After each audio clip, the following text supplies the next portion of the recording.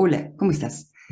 Espero que te encuentres muy bien. Es importante conocer a las personas que tienen mucha experiencia y que con ello te puede aportar, sobre todo para algo que estés haciendo. En este caso es el comercio exterior. Es por eso que quiero invitarte a escuchar una entrevista muy interesante con Arnulfo R. Gómez. Te invito a ver a escuchar. Arnulfo R. Gómez, experto en comercio exterior, ¿cómo está?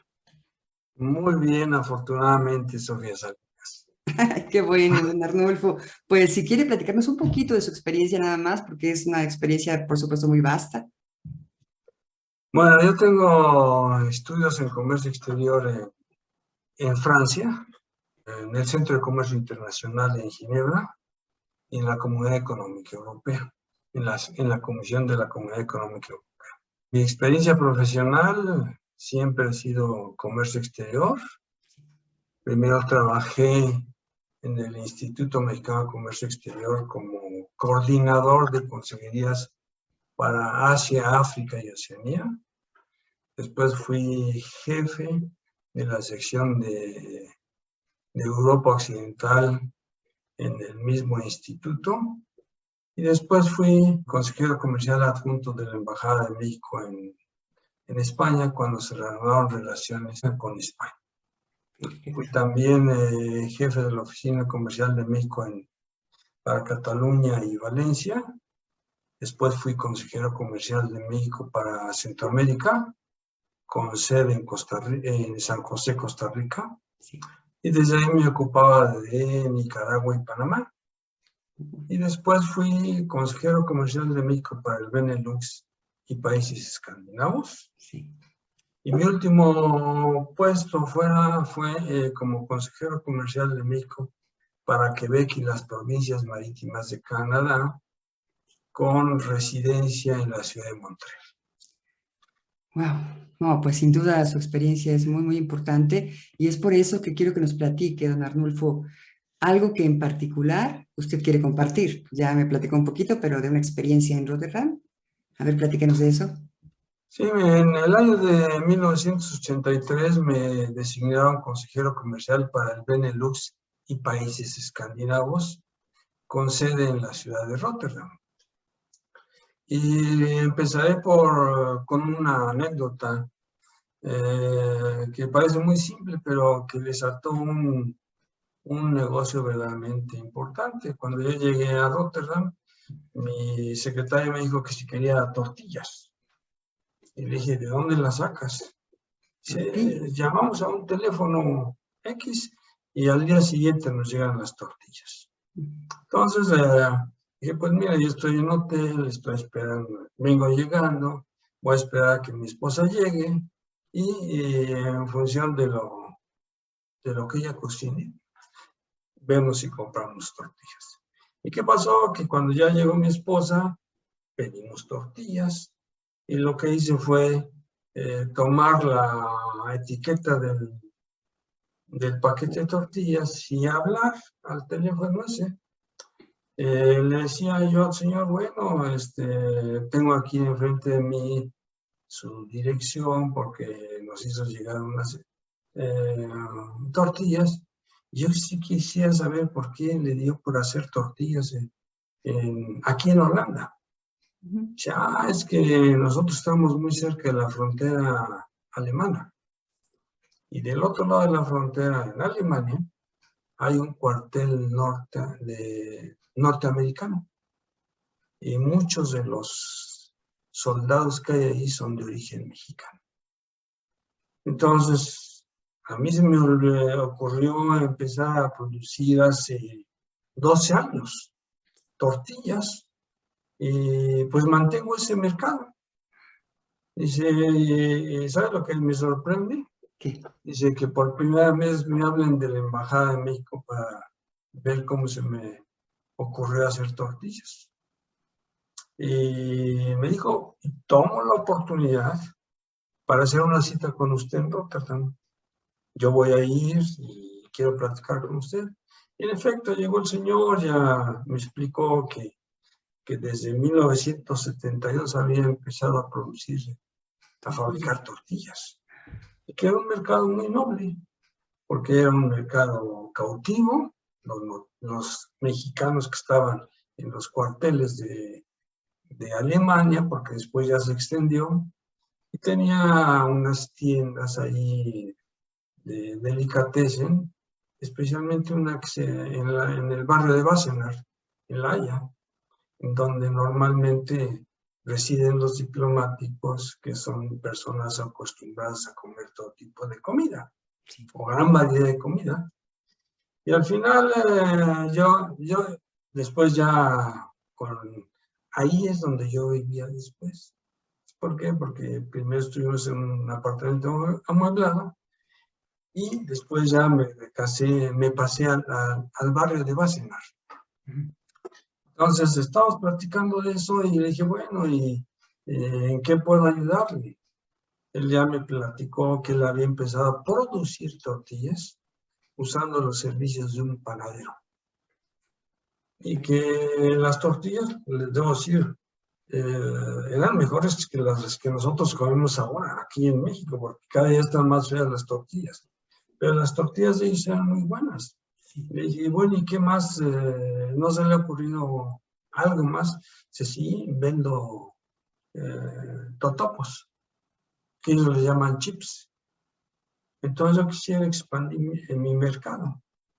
Y yo, pues usted tiene productos que son verdaderamente fabulosos para una progresión, dije. Porque vamos a pensar en los totopos. Usted los vendía salados nada más, normales. Dije, usted puede vender totopos de sabores. Dice, ¿cómo qué? Digo, pues de chile, de queso, de mole, de adobo. Dice, ah, qué buena idea. Pero además puede usted colgarse de eso para introducir otros productos. Dice, ¿cómo qué? Digo, pues el aguacate. Porque normalmente nosotros comemos en México los totopos con guacamole, cuya base es el aguacate. Y la verdad es que se complementaba con una idea que yo traía. Cuando yo estudié en Francia, hice un estudio sobre productos perecederos en Francia y en Europa. Y uno de ellos era el aguacate, que era un producto que se vendía mucho en Francia, pero era de origen israelita. Entonces, el producto israelita es bueno y sobre todo tienen control de calidad, venden muy uniforme y todo eso. Pero no puedo decir otra cosa más que el aguacate mexicano en sabor es mucho mejor. Entonces empezamos a hablar de otro tipo de cosas, de que él podía vender inclusive mole, garbanzo, todo ese tipo de productos que, por ejemplo, comen mucho los árabes en Rotterdam, ¿Mucho el qué? garbanzo. Entonces, yo ya tenía la experiencia de que en España éramos el principal proveedor de garbanzo. Y en Francia también. ¿Por qué? Porque hay mucha gente de origen árabe que consume garbanzo. Entonces empezamos a platicar sobre eso y lo otro, y hubo muchas ideas. Entonces, yo ya conocía del aguacate porque en el año 73, Sí. que tomé un curso en la Consejería Comercial en París, me pidieron que fuera a testimoniar, a atestiguar cómo había llegado un embarque de aguacate mexicano. Entonces fui al mercado de Rungis, que era la central de abasto en París, y sí, en efecto, el aguacate no había llegado muy bien. Entonces empecé a trabajar ese proyecto ahí en Rotterdam, y lo primero que hice fue hablar con el director del puerto de Rotterdam, Sí. quien me invitó a platicar en su lugar, en su oficina. Después dimos una vuelta por el puerto de Rotterdam, que son 40 kilómetros de muelle. Y en aquella época Rotterdam era el puerto más importante de Europa, del mundo, perdón. Ahora sigue siendo el más importante de Europa, nada más que ya los puertos chinos lo han rebasado, ¿no? Entonces, con ideas que vi ahí y de que además tenían en Rotterdam una terminal especializada en productos frescos, ya fuimos armando un proyecto. Y ya con la información que en algún momento logré reunir, yo estaba acreditado ante la Comunidad Económica Europea. Entonces fui a Bruselas y en aquella época éramos un país en vías de desarrollo. Ahora ya no nos desarrollamos, digo.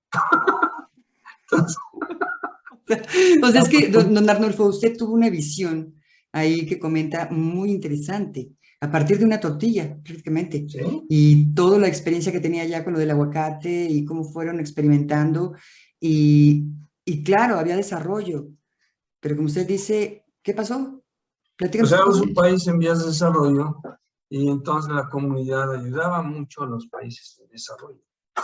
Entonces, de las prebendas o facilidades que teníamos como país en desarrollo era la participación en ferias, la realización de misiones para promover productos y la realización de estudios. Entonces hicimos, o proyectos, de pedir la realización de un proyecto de aguacate. Entonces me dijeron, pues sí, lo podemos financiar, pero tiene que estar inscrito dentro de un programa de cooperación. Entonces el programa de cooperación se aprobó en la reunión de la Comisión Mixta México-Comunidad Económica Europea en diciembre de 1984, aquí en la Ciudad de México. Entonces, a partir de ese momento, fuimos pues ya definiendo con mayor precisión cosas. Desgraciadamente yo, en julio 31 de 1985, renuncié al IMSS. ¿Por qué? Renuncié porque era muy difícil trabajar en una institución donde había un sinnúmero de recomendados y que no hacían nada, especialmente los que estaban en mi oficina. Tenía yo 5 personas trabajando, de las cuales 4 eran recomendadas. Entonces me retiré, me fui a trabajar como un astillero en Sonora y 2 años y medio después regresé a Bancomex, cuando ya había cambiado, desapareció el IMSS. ¿Por qué? Pues porque no había realmente sustancia en ese momento y entonces desapareció el IMSS y las actividades de promoción pasaron a Bancomex. Y yo entré a trabajar a Bancomex como consejero para Europa. Entonces, lo primero que hice fue revisar, bueno, qué es lo que se ha hecho, qué hay aquí de pendientes, ¿no? Y el pendiente más grande que había era el proyecto de promoción de aguacate, que estaba archivado. Mire, ¿qué tal? Entonces, pero si trabajamos, ya ya había venido un consultor francés a ver cómo era el proceso de la cosecha, el empaque, todo ese tipo de cosas. Y realmente se avanzó muy poco en esos 2 años y medio. Entonces ya yo como jefe para Europa, empezamos a trabajar, en principio, reanudar la relación con la Comunidad Económica Europea. Segundo, estar en contacto con el consultor para saber cuáles habían sido los problemas que él había encontrado. Entonces, estuvimos realizando él y yo varios viajes a Europa y afortunadamente ya había un delegado de Bancomex que conocía muy bien las cosas. Entonces empezamos a trabajar y lo más importante para aquellos que quieren exportar es que tengan un producto y que tengan una plataforma exportadora. Entonces, en este caso, logramos definir que había 8 productores de aguacate que podían reunir con los estándares y las normas europeas para la importación de aguacate. Entonces empezamos a a trabajar con ellos, sobre todo para acondicionar el producto para la exportación. Y claro, mientras andábamos allá en Michoacán, empezamos a ver otros productos que eran importantes y que podíamos vender en Europa. Mango, melón y cítricos. Entonces, seguimos, independientemente de eso, seguimos trabajando con el aguacate y al final, ya cuando teníamos todo conjuntado, en la temporada 1988-89, se empezó a exportar de una forma sistemática el aguacate mexicano. En el primer año de exportación o de vigencia del proyecto, el incremento en la exportación fue de 246%. Exportamos 11.800 toneladas y en valor fue 24 millones de dólares. Pero aquí hay algo muy importante que está diciendo, fue esa reactivación, esa atención al proyecto, que quién sabe por qué la dejaron por ahí en stand-by, la dejaron esperando. Desapareció el IMSS, Sí.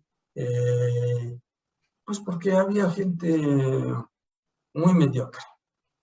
Es decir, se había llenado de recomendados el IMSS y cuando Bancomex tomó la promoción, afortunadamente estaba Alfredo Phillips como director.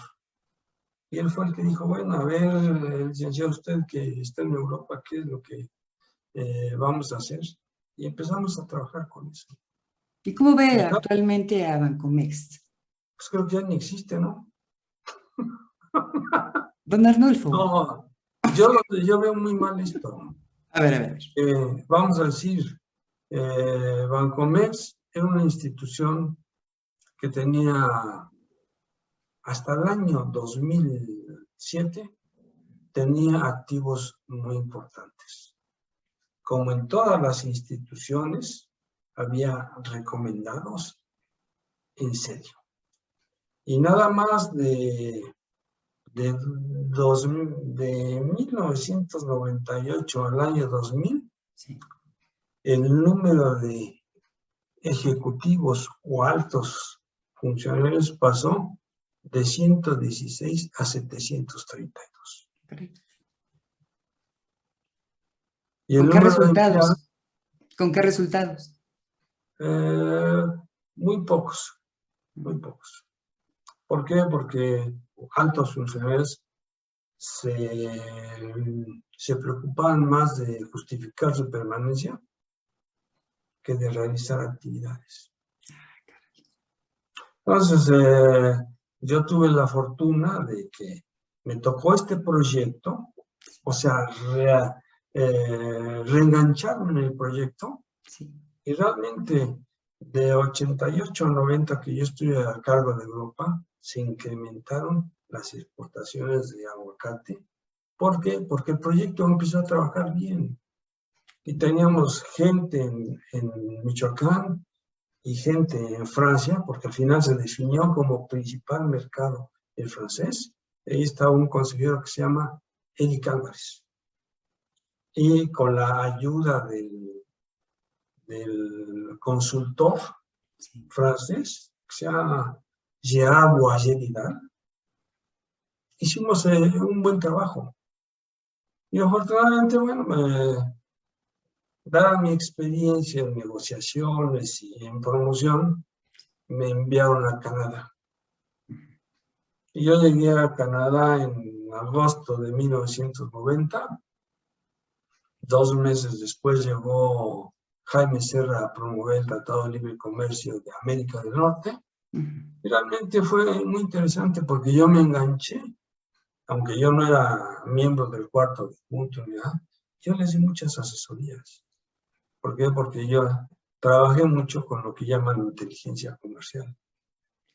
Entonces creamos un acervo de información extraordinaria que nos permitía prever que el Telecam era el proyecto más importante para el desarrollo de México.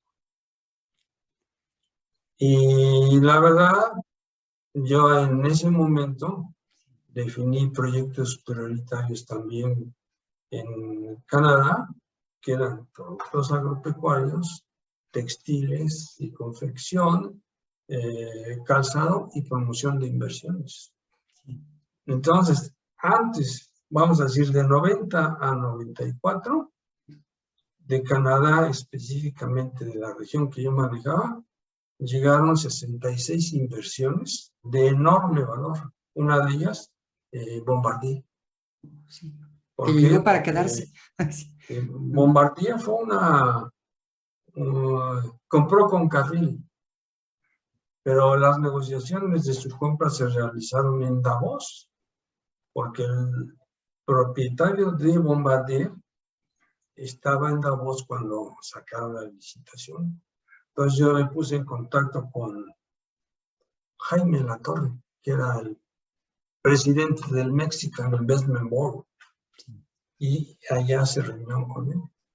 Y hablaron digamos, de la alianza estratégica que eso representaba para México, que una empresa canadiense que produjera lo que llaman material para transporte masivo, produjera en México.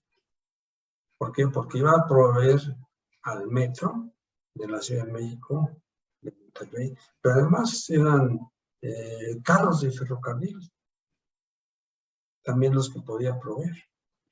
Entonces era una inversión que iba a generar enorme valor agregado. Sí. Ha dicho muchas cosas que son muy importantes y ahorita que menciona lo que era el Telecán, ahora Temec, ¿qué pasó en estos años? Evidentemente eso que se esperaba, como decía usted, de un proyecto muy importante para el desarrollo de México, algo pasó en el camino. ¿Qué pasó, don Arnulfo? Pues no pasó nada, por eso es que no ganamos. No, bueno, no, bueno, sí, pero bueno, entonces, ¿qué no pasó? No pasó, la verdad es que vamos a tomar un ejemplo, el de Canadá. ¿Por qué Canadá ha sido ganador? Porque Canadá se dedicó en principio a estudiar cuál era la estructura de la planta productiva y cuál era el marco en el cual se desarrollaba Estados Unidos. Entonces hicieron un trabajo que se llama Pulling Together. Era todos los elementos que ellos deberían de tener en cuenta para poder ganar con Estados Unidos.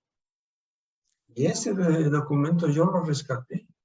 Y ¿qué tenía como elemento fundamental? Había tres. Uno, que hicieron los canadienses una reforma fiscal, que les dio enorme competitividad. Segundo, que ellos definieron una estrategia en materia de energía. Y tres, que se dieron cuenta que la mayor parte de sus productos de exportación eran productos sin valor agregado. Ellos exportaban mucha madera, pescado, petróleo y demás. Sí. Y si uno ve cómo cambió la estructura de la exportación canadiense, pues para nosotros nos iba a ayudar mucho. ¿Por qué? Porque nosotros éramos un país maquilador. ¿Y qué podíamos hacer? Aprovechar esa experiencia de la maquila para ser un país manufacturador o manufacturero. Pero no hubo una estrategia para aprovechar esa ventaja de estar cerca del mercado más grande y aprovechar que éramos una economía complementaria. La mano de obra que nosotros teníamos y sigue siendo muy barata. Entonces, ¿qué pasó con Estados Unidos y Canadá? Que ellos ya había procesos manufactureros que no podían acometer. ¿Por qué? Por el costo de la mano de obra en Estados Unidos y en Canadá. Y nosotros éramos ideales para eso. Pero no hubo... No hubo una estrategia. Una estrategia. No hubo una estrategia y la prueba es que hasta el año de todas las reformas que se hicieron de 1984 a 1994, nos hicieron un país muy competitivo. Pero de 94 a 2000, ¿cuáles reformas hubo? Ninguna. Entonces, ¿qué pasó? A partir de 2000, nuestro país empezó a perder competitividad. Entonces, algunas de las empresas que habían venido a México porque veían experiencia manufacturera y competitividad, se empezaron a ir del país. Entonces, esa complementariedad que había entre México y Estados Unidos no se consolidó. Y si uno analiza qué es lo que pasó, nosotros llegamos a importar de Estados Unidos el 75% de todas nuestras importaciones. Bueno, del Telecom. Ahora importamos el 44%. ¿Dónde está ese 31% de diferencia? Son empresas que se fueron a Asia.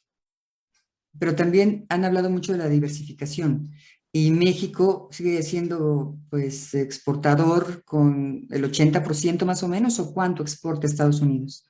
Y no a otros 80%, países. ¿Cuánto? pero 80% 80%. de nuestra exportación va a Estados Unidos. Oh, Pero ¿cuál es el grave problema de eso? ¿cuál? Que de ese 80%, únicamente el 37% es de bienes o insumos mexicanos. Y si le quitamos si le quitamos el petróleo en la exportación total de México, nuestra exportación es el 32% de esos 400,000 millones de dólares. O sea, nuestra exportación real son 140,000 millones de dólares. Todos los demás, cerca de 300,000 millones de dólares, son insumos extranjeros. O sea, viene siendo intermediario México nada más. Ensamblador, porque ni ¿Sí? siquiera ya no somos maquiladores, somos ensambladores. Así es. Ay, Entonces, sí. si uno lo ve, bueno, ahora sí, también, volviendo un poco a Rotterdam, Sí. ¿qué es lo que más hemos tenido éxito en la exportación a Estados Unidos? Productos agrícolas. Y no todos, sino productos hortifrutícolas. ¿Y cuáles son los principales? Bueno, vamos a hablar agroindustrial en general. ¿Cuál es el principal producto de exportación agroindustrial de México a Estados Unidos y al mundo? Cerveza. ¿Cuál es el segundo producto de exportación agrícola o hortifrutícola mexicano? El aguacate. Así es. Y el tercero, tomates. Y el cuarto, tequila. Y si uno analiza los 25 principales productos de exportación mexicana a todo el mundo, de esos 25, únicamente 6 son de alto contenido mexicano. Okay. Veamos vehículos. Los vehículos, en el año 93, el 35% de cada vehículo en general era mexicano. En el estudio que realizó Bancomex en el 2019, el valor de contenido nacional en un vehículo, hablando como un todo, en un vehículo ya nada más era 26%. A pesar de que habíamos negociado en el Telecom que el valor de contenido regional en los automóviles pasara de 50 a 62.5. Y era una ventaja enorme, porque nosotros nos podíamos haber introducido ahí, Sí. digamos, con 1 o 2%, pero fue al revés. Pasamos de 35 a 26. ¿Por qué? Pues porque no nos dedicamos a pensar y a introducir, bueno, a añadir valor. O sea, si uno analiza no solamente los autos, por ejemplo, los televisores. Somos el principal proveedor de televisores de pantalla plana en Estados Unidos, pero el valor agregado de una pantalla plana es 10%. ¿Y todo de dónde viene? Así de Corea del Sur, de Asia, De ¿no? Corea del Sur, de Japón. Sí. Entonces, ¿qué hacemos? Traemos la pantalla plana y así lo dice la tarifa general de importación, pantallas planas. Entonces nosotros añadimos lo que es el marco y el control remoto. Existe un mecanismo que contempla la importación de insumos extranjeros e incorporación en nuestra producción y exportar a Estados Unidos. Pero en términos generales, el valor agregado en México, en los electrónicos, vamos a decir, y en automotriz es reducido. Pues hay mucho Entonces, por hacer, don Arnulfo, porque pues sin duda sí está el sector comercio exterior, todavía pues ahora que parece que hay que empezar de nuevo, ¿no? No sé no, usted es cómo que lo ve. nosotros tenemos una oportunidad como la hemos tenido en 28 años. ¿Cuáles? Ahora nos hablan de nearshoring. Es que antes no estaban ahí cerca de nosotros, Estados Unidos y Canadá. Ahora dicen, no, no, es que están cerca de nosotros. Pues sí, pero en esos 28 años, o digamos 25 años, tuvimos una situación de confort. ¿Por qué? Porque el Telecán no era tan agresivo como el Temec. Entonces pudimos haber construido mejor relación con Estados Unidos y con los fabricantes norteamericanos. ¿Para qué? Para ir incorporando. O sea, vamos a decir, otro producto que a mí me tocó manejar en Canadá, fresa congelada. Cuando llegué a Canadá, pues empecé a hacer mis trabajos y en el proyecto hortifrutícola había fresa. Entonces invité a una empresa a venir a México y era una empresa igualita a Bimbo, que se llama Culinar, y que quería fresa congelada. Y vino a México, estuvo una semana, anduvo en Guanajuato, en Michoacán, y al final, y cuando regresó hicimos la reunión de evaluación y dice, nada más hay una empresa que me puede exportar fresa congelada en función de lo que yo quiero, que se llama Frexport. ¿Y quién era esa? Era subsidiaria de Bimbo. Mire. Entonces dijo, pero nosotros vamos a destacar a México a un ingeniero. ¿Para qué? Para que él vigile cómo es el proceso de producción, el corte, el empaque, todo. Sí. ¿Para qué? Para que cumpliera con normas, bueno, con las leyes en relación con fungicidas, pesticidas, Sí. abono, y además normas, ¿no? O estándares. ¿Y qué pasó? Un año se pasó ese señor aquí en México, dice, ya. Y el primer año, la empresa Frexport exportó a Culinar 3 millones de libras de fresa. Entonces, 3 millones de libras de fresa, bueno, ¿y cuánto es en dinero? Sí. Dice, es $1.800.000. Bueno, pues entonces yo vine a México en una reunión de esas que hacíamos con la gente de Secof y demás. Sí. Me dice uno, oye, pues, $1.800.000 es nada. Y yo, bueno, a lo mejor para ti es nada, pero Para para una empezar está comunidad perfecto. agrícola es Sí. mucho. ¿Y sabe cuánto exportamos actualmente de fresa congelada? El año pasado, antepasado, porque ya no publican las estadísticas, pero el año antepasado exportamos fresa congelada a Canadá por $4,5 millones. O sea que eso que él decía que era poco, pues es la tercera parte de lo que exportamos en todo un año.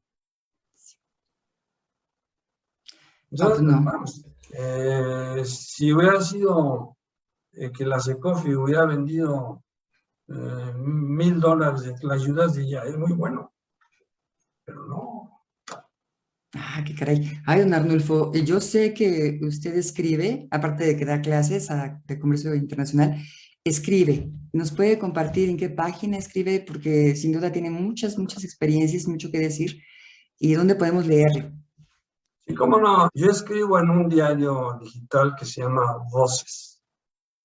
Entonces ahí van a poder encontrar, si ponen Arnulfo R. Gómez Voces en Google, ¿Ok? automáticamente sale mi nombre. Lo vamos a buscar. Y ahí salen, hasta ahorita, en estos últimos 3 años, 177 artículos Uf. míos, Y lo que me gusta tratando de de sus artículos es que tiene cifras. Eso me todas, encanta. La todas, verdad, o sea, qué todas. bárbaro. Y también algo que a mí en lo personal me deja es que tiene visión. Para ser empresarios, exportadores, hay que tener visión, hay que ver las oportunidades y ver a largo plazo. Esto de la plataforma de exportación, ¿qué recomendaría? Pues la plataforma de exportación es que en principio tienen que conocer la estructura de la planta productiva. ¿Mm? ¿Por qué? Porque hemos negociado, pero muchas veces en México se hacen programas de promoción de exportaciones sin conocer la estructura de la planta productiva. Y después, casi todos los tratados de libre comercio que hemos firmado Sí, han resultado negativos para México. ¿Por qué? Porque de los 54 países con los que hemos firmado, sí. tenemos déficit con 39 de ellos. Ah, caray.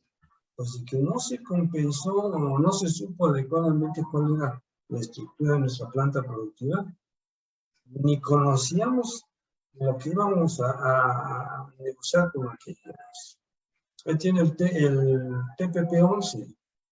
Nada más en 3 años, el déficit que se ha generado es de 56,000 millones de dólares. ¿Con qué países? Con los 6 países del TPP-11 que se adhirieron al TPP-11. Porque con todos los demás ya teníamos con Japón, con Chile, pues, pero los 6 nuevos, y ¿Quiénes son? Los especialmente nuevos, Vietnam. Vietnam, Malasia, Singapur, Australia, Nueva Zelanda y Brunei. Con Brunei es de los pocos que tenemos superávit de 5 millones de dólares. Ok. Y también algo importante que decía y mencionaba, salir de la zona de confort, porque por ahí dijo, se quedaron en el confort, pues ahí está, Y la y zona de pues, confort era el Telecam. Era un tratado que nos trataba bien. Y se firmó, no porque nos quisieran, como muchos dicen, no, es que nos querían fregar y nos obligaron a firmar el Tratado de Comercio. No, no, no. Nosotros íbamos a participar del mercado más grande del mundo, con un nivel de ingresos elevadísimo, y con el que teníamos ventajas comparativas enormes, con el que éramos muy complementarios. Entonces, todo eso era un paquete muy favorable para nosotros. ¿Y cuál era el interés de Estados Unidos y de Canadá en el Telecam? Que nosotros tuviéramos mejor nivel de vida, que generáramos empleos y que no hubiera tanta migración. ¿Mm? caray, una potencia regional, ¿no? Vamos a decir, si uno analiza qué es lo que pasó, ellos nos declararon socios estratégicos, pero no supimos cumplir con eso. En vez de ser unos socios estratégicos, todavía andamos ahorita firmando TLCs. Y si vemos el TLC con Corea, si nos fue mal con el TPP-11, con Corea nos va a ir peor. Y andan ahí buscando otro TLC con Brasil.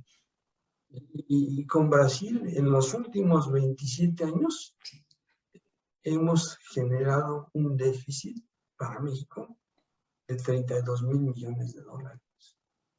Ahí estamos en franca, pues, ¿cómo se puede decir? No Igualdad diga de competencia. decadencia, ¿eh?